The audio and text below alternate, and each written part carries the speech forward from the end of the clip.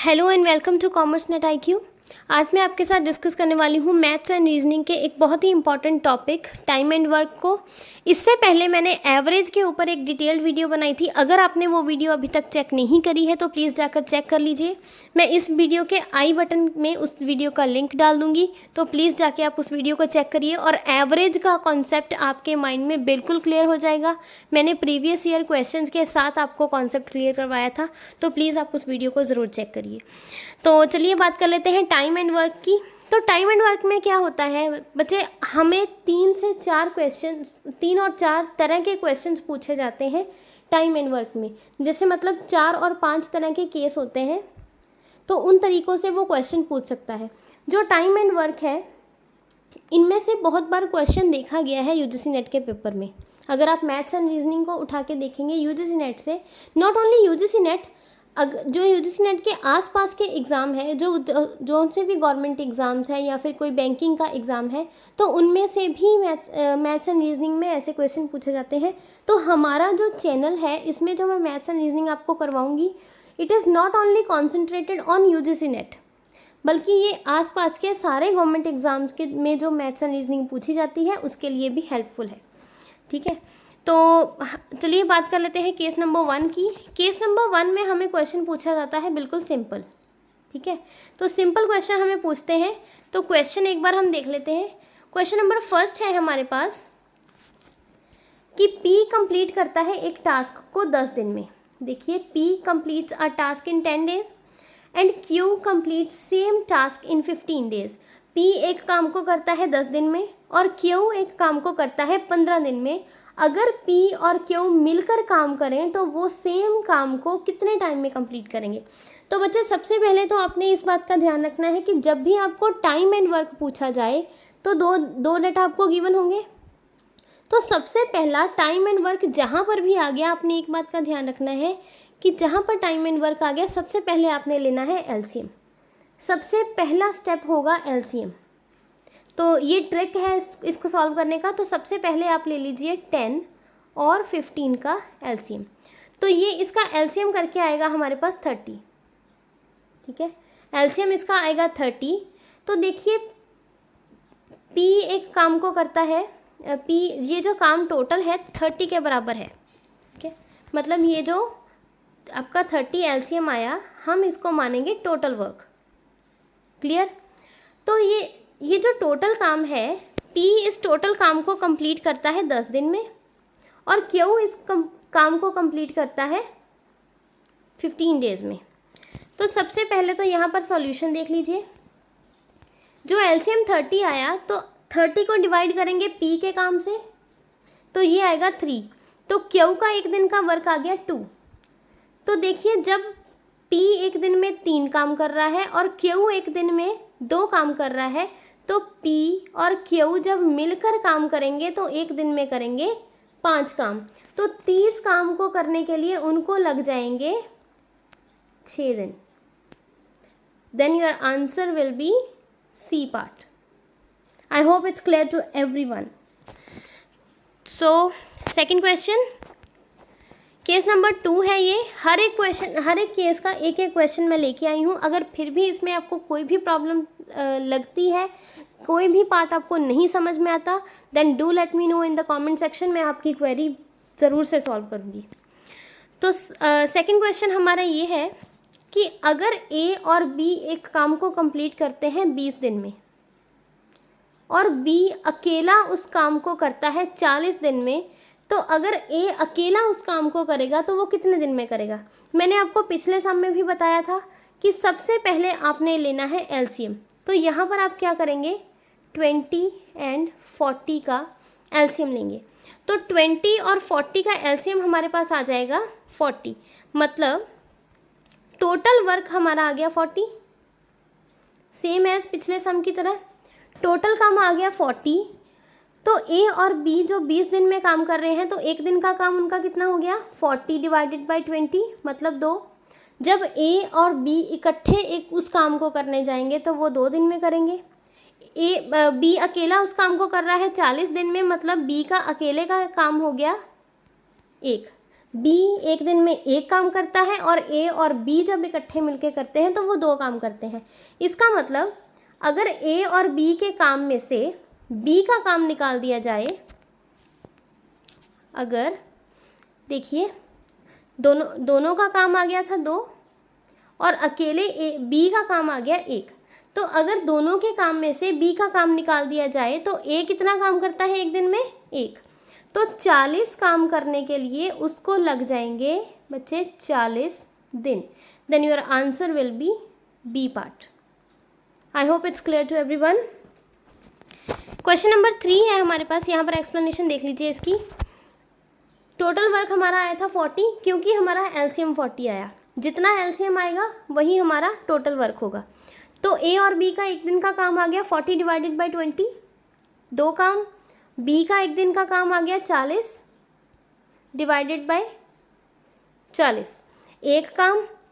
तो दोनों का अगर एक दिन का काम 2 है और उसमें से बी का काम निकाल दिया जाए तो ए का एक दिन का काम आया 1। इसका मतलब 40 काम करने के लिए उसको 40 दिन लग जाएंगे अगर वो एक दिन में 1 काम करेगा। ठीक है, नेक्स्ट क्वेश्चन। अगर ए अकेला काम करता है, किसी काम को 20 दिन में कंप्लीट करता है। अगर ए अकेला करने जाएगा तो 20 दिन में करेगा, अगर बी अकेला करेगा तो 15 दिन में करेगा। अगर वो सी को अपने साथ ले लेते हैं तो ए, बी और सी तीनों मिलके उस काम को करते हैं 5 दिन में। तो आपने पता करना है कि सी ने अकेले ने कितना काम किया होगा। तो सेम वही चीज़ दोबारा आ गई। सबसे पहले आपने लेना है एलसीएम 20, 15 और 5 का, क्योंकि यहाँ पर हमें 3 डेटा गिवन है। तो यहाँ पर देख लीजिए, आपने जब तीनों का एलसीएम लिया तो एलसीएम हमारा आ गया 60, मतलब टोटल काम किसके बराबर है? 60 के। जब ए ने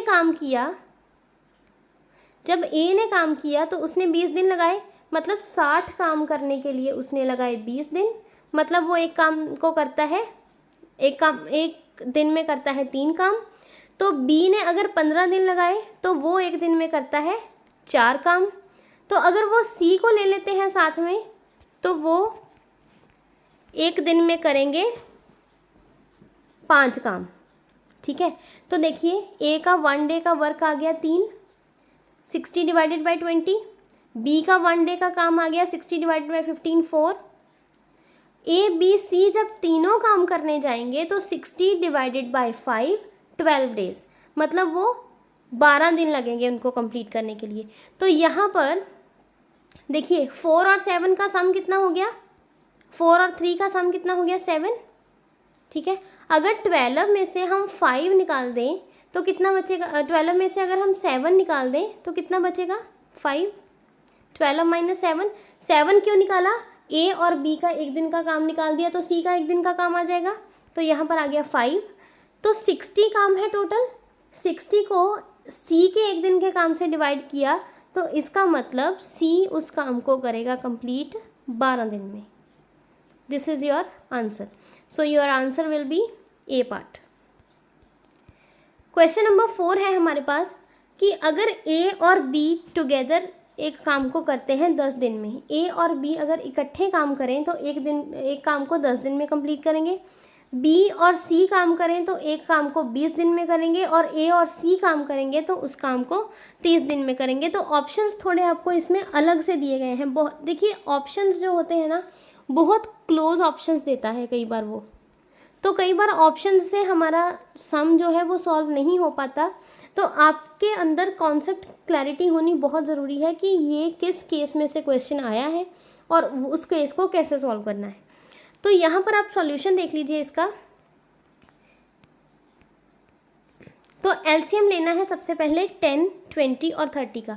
मैंने आपको हर सम में यही बताया कि सबसे पहला काम आपका एलसीएम ही है। तो एलसीएम ले लिया, एलसीएम आ गया हमारा 60। जब ए और बी ने काम किया तो 60 डिवाइडेड बाई 10, उनका एक दिन का काम 6, बी और सी का एक दिन का काम 3 और ए और सी का एक दिन का काम आ गया 2। तो 6, 3 + 2 11 आ गया। लेकिन यहाँ पर जो 11 आया, this is not our answer. ये 6, 3 और 2, इसमें से हर एक ने, ए ने भी 2 बारी काम किया, बी ने भी 2 बारी काम किया और सी ने भी। यहाँ देखिए ए एक बार और ए एक बार, ये 2 बार ही हो गया। यहाँ पर बी भी 2 बार है और सी भी 2 बार है। तो इसलिए ये जो 11 काम हुए हैं इसमें 2-2 बार ही काम किया है तीनों ने। तो 2 कॉमन निकाल के बाहर रख लीजिए। A B C is equal to 11, तो वहाँ पर 2 जो है 11 के साथ डिवाइड हो गया, तो ए प्लस बी प्लस सी का काम आया 5.5। तो टोटल काम है हमारा 60। 60 को मल्टीप्लाई करेंगे, 60 को डिवाइड करेंगे 5.5 के साथ, तो ये हमारा आंसर आ जाएगा 120/11, this one. So your answer is C part. I hope it's clear to everyone. उसके बाद case number 5, this is our last case. अगर ए अकेला काम करता है, किसी काम को कंप्लीट करता है 10 दिन में, और बी अकेला उस दिन काम को कंप्लीट करता है 15 दिन में, तो दोनों जनों ने 2 दिन तक इकट्ठे काम किया। ये केस थोड़ा सा डिफरेंट है, बहुत ही ध्यान से आपको समझना है। ए का कंप्लीट करने का वो है टारगेट 10 दिन में, और बी उस काम को कंप्लीट करता है 15 दिन में, लेकिन उन दोनों ने सिर्फ 2 दिन तक इकट्ठे काम किया और 2 दिन के बाद ए ने काम को छोड़ दिया। तो जो बचा हुआ काम है उसको बी कितने दिन में कंप्लीट करेगा, आपको ये पूछा गया है। तो सबसे पहले आपको दोनों का एक एक दिन का काम निकालना पड़ेगा। तो यहाँ पर मैंने आपको जो ट्रिक बताई है एलसीएम वाली, उसी से आप निकालोगे 10 और 15 का एलसीएम लेके। ठीक है, 10 और 15 का आपने एलसीएम लेना है, तो दोनों का इंडिविजुअल एक दिन का काम आ जाएगा। तो यहाँ पर देख लीजिए 10 और 15 का एलसीएम हमारे पास आया 30, तो टोटल वर्क हमारे पास आ गया 30। तो ए का एक दिन का काम आ गया 3। Let me zoom it. A का एक दिन का काम आ गया 30 डिवाइडेड बाई 10 3। बी का एक दिन का काम आ गया 30 डिवाइडेड बाई 15 2। मतलब अगर दोनों एक दिन में काम करते हैं तो ए काम करता है 3 और बी करता है 2, तो दोनों का एक दिन का काम हो गया 5। तो देखिए आपको बोला गया है कि दोनों ने 2 दिन तक इकट्ठे काम किया, मतलब 2 दिन तक तो कितने काम हो गए होंगे, 10 काम हो गए। तो बचे जब 30 में से 10 काम हो गए तो कितने बचे, 20 काम को बी ने अकेले ने कंप्लीट करना है। तो बी एक दिन में कितने काम करता है, 2। तो अगर 20 काम है टोटल और एक दिन में बी 2 काम करता है, तो वो उस काम को करेगा 10 दिन में कंप्लीट। आपको बचे हुए काम के बारे में पूछा गया है, तो बचा हुआ काम था 20, और बी की कैपेबिलिटी के अकॉर्डिंग वो एक दिन में 2 ही काम कर सकता है, तो वो उस काम को लगा देगा 10 दिन। ठीक है, so this is all about your time and work.